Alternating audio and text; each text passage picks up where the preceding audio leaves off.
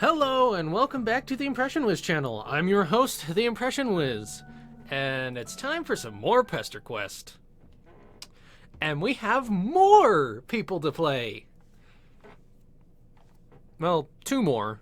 Nepeta and Solix. These two. Solix is going to be a fun one, I'm pretty sure. But before I play him, I still have Equius and Tavros, so let's get into the big, brawny Equius Zahak. It's a clear, cool night, and you're wandering around trying to decide whose hive you should crash at before the sun comes up. It's nice, having so many options for places to stay. You've cultivated a decent community for yourself, and there is an ember of pride in your belly about it. Still, you find yourself feeling a little aimless. The last couple friends you made were pretty intense. That's not necessarily a bad thing, but you're vibing at a chiller frequency right now. There's still a while until it gets dangerously light out, so you sort of pop around, seeing what feels right. It's kind of fun to test out your boundaries of your powers. You've used it to find friends, but you're really not sure how far it goes. You think tree, and you didn't know how your magic brain decided which one to choose. But fuck if you aren't sitting on an extremely high branch a second later. You try it again, with whatever concept comes to mind. Garden. Cave. Mall. And it all works. Ooh, the mall's kind of decrepit. You don't remember ever having been to any of those specific places, but you feel strange. Prickling affinity for them each time your feet touches the ground. Those are all pretty generic locations. Localization nouns, though. You wonder if it works for things that are more abstract. Quickly before you can talk yourself out of the naivete of it, you think home. It still takes you a minute to open your eyes, even after you feel your guts all back in the right place, because what if you wake up in a room that feels like yours? Or worse, and infinitely more likely, what if you don't? You breathe in and immediately cough wretchedly. Wretchedly, yeah, that's the word. Oh my. You open your watery eyes, clinging to the hope that maybe you've come from a land of dusty comfort, where you always just breathe in layers of dust and it's fine. It's not fine. You've landed inside one of the spindliest, most precarious hunks of metal that has ever been bolted into the side of a cliff. It looks like some ancient outpost, not homey at all.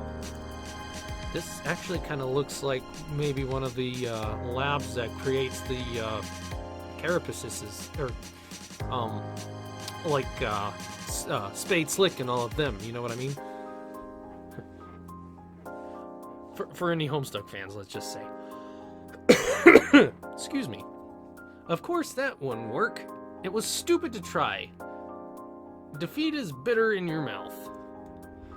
There's a twisty part of you that wants to curl up on a particular piece of floor and take a nap. You can't work out how much of that urge is just you wanting to give in. So just in case you don't surrender to it, maybe you'll come back another time and shift through all of the shit on the shelves. But for now, you're not sure how structurally sound this thing is, and you can't take any more disappointment. So you try one more time to pop up somewhere you haven't been before. What was that one guy's name that Gamzee mentioned? Oh yeah, Equius. Maybe he's chill. You think his name and zap away, imagining yourself leaving an edgy, despondent swirl of dust in your wake. Your magical zap calibration maybe isn't as off as you thought, because you pop in on equius as close as it is possible to get to the dude without landing directly on top of him. The astonishing unchillness of the situation is I have a sneeze too coming. Sorry. Ooh. Imminently apparent. There we go. His mid-jump, mid-yell, mid-sweat, and mid-swing of an outlandish beefy arm down towards you. You freeze frame like an anime protagonist analyzing their choices mid-battle. In your drawn-out split second of an observational window, you realize he's not aiming at you, but in the direction of whatever noisy, whirring thing you happened to plop down in front of. Fuck? As soon as he sees you, his eyebrows shoot up above his busted-ass sunglasses, and his yell strangles itself into panic. His arms shudder as though he's trying and failing to alter the glorious faceward trajectory. You really do not want to get your face punched off your head, so you scream and zap just outside the high arched door on the far end of the room. You hear a deep, meaty thud, followed by a groan, then a sharp metallic crunch. The whirring stops. Oh my god, is he dead?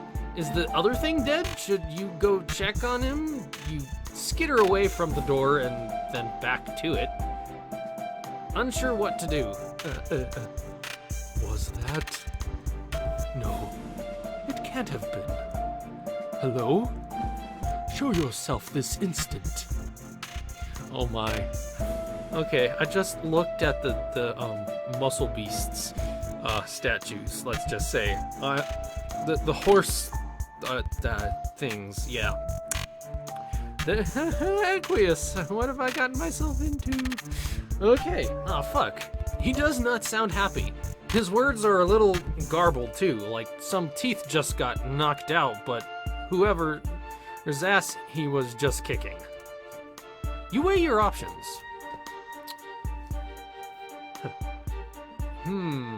First option here. Chicken out or be brave? I don't know what would be the best option here, so I'm gonna be brave. If it's the fail, whatever, it works, but... Oh no. Oh man. You know that Gamzee's seal of approval is maybe not the most credible, but this guy might be an okay dude. And it would definitely be your fault if he was hurt in there. You should at least check on him. Explain or something. You can zap away if it comes down to it. You do the polite thing, this time, and knock. He opens the door fast, like he was just on the other side of it. You both jump. He collects himself and glares at you, arms crossed against his heaving chest. Rivulets of blood and sweat running down and pool in the divots of his weird alien clavicle. Blah. And a low, menacing sound rumbles through him. You can feel it in your teeth. Holy shit, he's terrifying. Explain yourself immediately. And I'm sorry if his voice is a little quiet. Being in a low register like equius is like that low is a little hard to do. Fair warning. I should have given that a little earlier, but oh well. Sorry. You think you might shit your pants on the spot, but he gives you a quick up and down and rearranges his expression into a sort of forced smile. That's creepy. Don't do that. Just don't do that. It doesn't really feel any more welcoming with the blood dripping down his chin, but the fact that he's trying is maybe a good sign? You hold in your fear shit, just in case. Or perhaps come in and take a seat? He steps aside to beckon you through the door, then sort of freezes. Unless you should be the one instructing me, in which case it would behoove you to make that promptly apparent. I can't work out how exactly to address you, like when you don't wear a caste symbol and you look like that. Which I am either very sorry for or quite...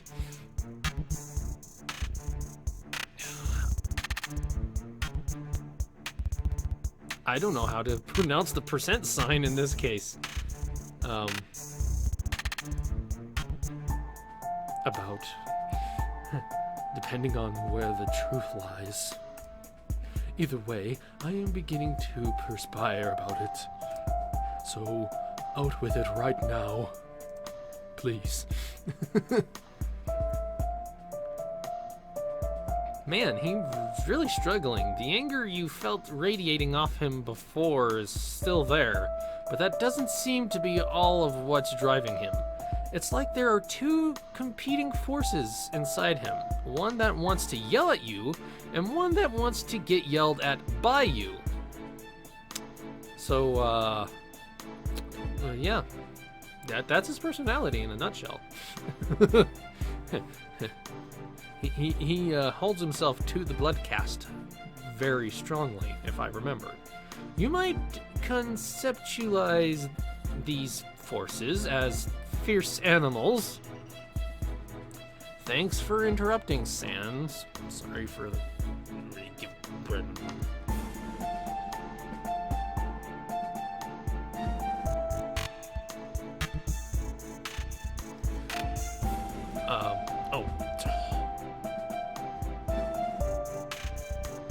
Okay. Sorry about that little thing. Accidentally clicked my mouse. You might conceptualize these forces as fierce animals, wearing in a glorious and unwavering balance. Horses, perhaps? Anyway, you'll workshop that metaphor later. You tell him you know you look weird, but you promise you're cool. You know a friend of his. At the mention of Gamzee, the corners of his lips curls up into something complicated, so you change course real fast just in case. And Karkat. Does he know Karkat? What a guy. He eyes you warily, or you think he probably does. With his eyes hidden behind his shades, you can't be sure. But he's being very still. Sweat and blood are still just fucking running down his face. And he's not even acknowledging it. You laugh nervously. You both continue to stand there, waiting for the other to make a move. It would be super helpful if someone was assertive around here. Ooh! I like that, actually. I like how well he's drawn in this case. Luckily, some kind of cow centaur man, his Lucis, you assume, breaks the awkward doorway stalemate by silently trotting up and handing Equius a desperately needed towel. He then offers you both some frosty glasses of milk. I don't know if I'd want to drink the milk, because I think I know where it comes from. Something deep inside you feels a swell of warm recognition for the ritualistic moment of a friend's parent bringing you snacks. So you down that thick shit in one go. The Lucis's mustache flutters in appreciation, and after a nod between him and Equius, he leaves us quietly as he came. As quietly as he came.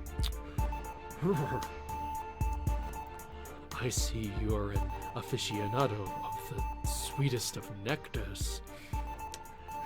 Glasses. Ching.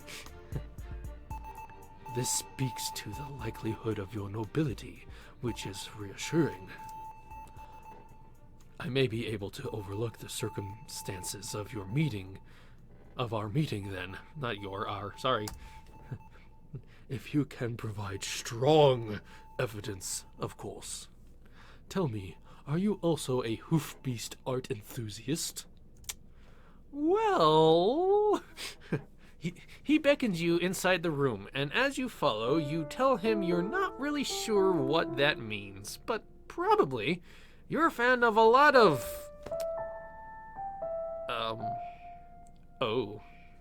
Oh my. Haha, wow, okay, so that's what that means. Cool. Yeah, you know, whatever. You feel like you've learned once that anything can be art if it feels right, so art can definitely be the, muscled horsemen on the walls of this here living space. Equius rumbles in agreement and gestures toward a chair. In one of those cool red and black gamer-themed chairs with embedded speakers. There's a lot of that kind of decorating motif in here, which is a little at odds with the high ceiling and engraved doorways and general blue blood old money architecture. And yes, he is a blue blood. How would you know? Oh yeah, haha. And there are broken bows and robot parts all over the goddamn fucking place. Oh, fiddlesticks. I broke another one. Not in neat little stacks or connected to other robot parts to create whole robots, just an absolute wasteland of obliterated robot corpses. Like they all were torn limb from limb and then just scooted off towards the wall. A fair few of them are spattered in blood, too. Dried, it looks almost black, but the fresh stuff on the fists of the one in pieces at your feet is bright indigo. On the one hand, it is absolutely a relief to see that it's all metal and not flesh body parts scattering the floor, but also it's still, you know, not fucked up looking. Your smile probably has too many teeth in it to seem normal, but Equius returns it in kind and leans what he probably thinks is casually against the edge of his desk. It creaks under his weight. Jesus, he could just end you in a half second, couldn't he? Just wham! You claim we have mutual acquaintances. Why So, demonstrate it. He nods towards the screen of his desk, where he has Trollian open. Oh, fuck. Okay, you guess you can just click on someone and ask them to prove it. He seems to know both Karkat and Gamzee, and between the two, you know who's most likely to be online and ready to pester, and be pestered at all times. So you click his screen name and start typing. Hey Karkat, I hope you're having a good day. I just had a quick favor to ask you. Wait, what? Oh, also, I miss you. What the fuck? What happened to you? That is not my Karkat. Fuck. There we go.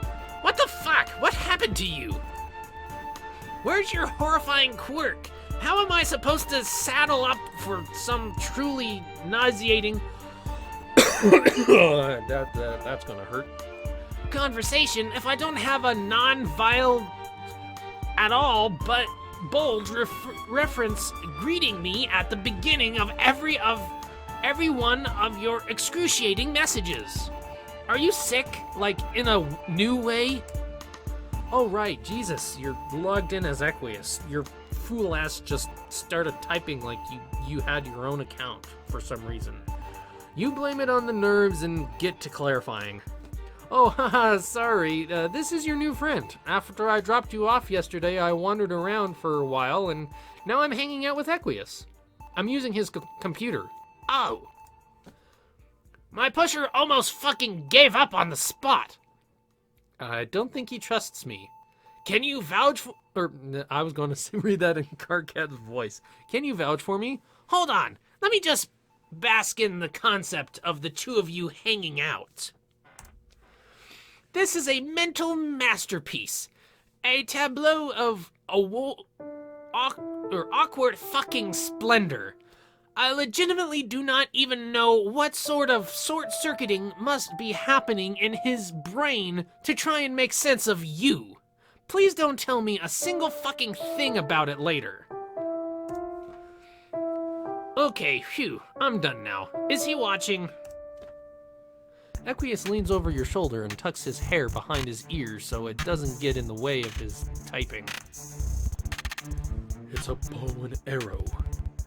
Any resemblance otherwise is only a pleasant coincidence. And yes, I am watching. Okay, whatever. Listen up, you milk-logged chum squelcher. This little guy right here, the one you're probably dripping sweat all over, that's one of the realest friends you will ever hope to make. Sure, they'll send your life careening horrendously off course, but it will absolutely be worth it for the level of dedication they bring to the table. Don't even bother with the blood color horseshit with this one, since they're the only one of their species. Just roll with it for once in your wretched life. Don't fuck this one up, Zahak. Why does Karkat have to talk so much? I'm just glad it's not Kingry. Oh. He would be just awful. I would not give him that kind of a voice, though. They're an abomination, and they wouldn't know what a boundary was if it took up residence in their grease chute. But you two have those things in common, so in this case, that's a good thing. Equius inhales sharply, giving me a break from Karkat's grady voice. Thank you very much. And you wonder what Karkat meant by that. About Equius, you mean? Sure, you're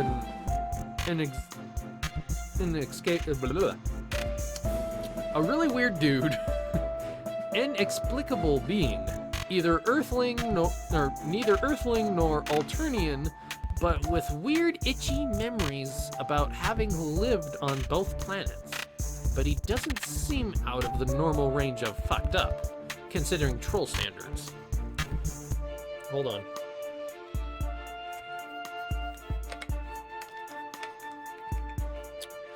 One more line as Karkat, and then I have Equius, which is not too bad. In fact, how about this? That is sufficient. Goodbye. He minimizes the window and steps back, somehow sweatier than he was before. He taps the towel gingerly to his forehead. So, we have now been properly introduced. Okay then, you definitely thought he was going to be more thorough than that. He does seem a little shaken up, so maybe you should just be thankful the conversation got cut short before he could really dig too deep into your lore and get judgmental about it. I do not know the standard method of communication with your species. You will take the lead here, and it will surely become clear how I should proceed. Yes, that sounds extremely feasible. You will now begin the friendship process. I command it. Oh, sure, you got this. How exactly do you got this? I just wanna... Oh, I hit the stupid... I just wanna see where I'm at with the recording. You know, I think this might be a good place to,